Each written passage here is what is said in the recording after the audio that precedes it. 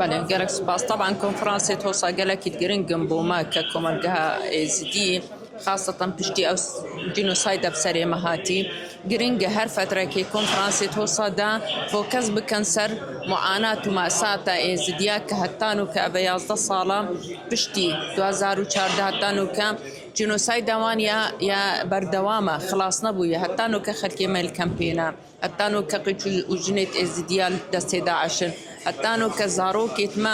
زاروکێت ئێت مخەیەماتن ئێت کەمپانە شنگالە بچاوی خۆنە دیتینە ئەvە هەمووی تشتێت گرنگەدا النێڤ عێراقی ئەم نابێژن کوردستان چونکە کوردستان ئەو بۆ خوددان بۆمە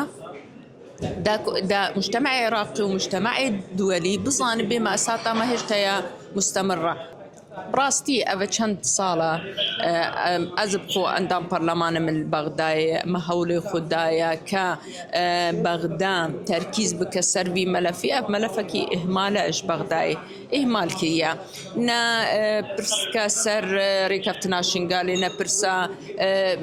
أبادان كرنا شنغالي جاركا دينا خلكي ما بقري ويدرينا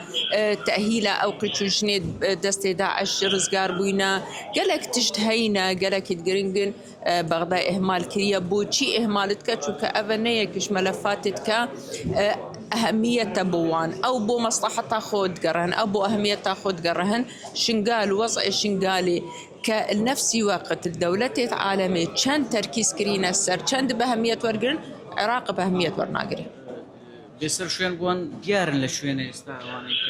قبل دستي داعش نخير حطانا كها ليت كرهن أبا مكتبة مخطوفات هي يا حكومة هرم كردستاني أبا تقريبا بهترسي 1000 وتشتك أفرت وجن هاتينا بقراينا بس هر فترة كي أم خلقك الدركات بهنا زور سپاس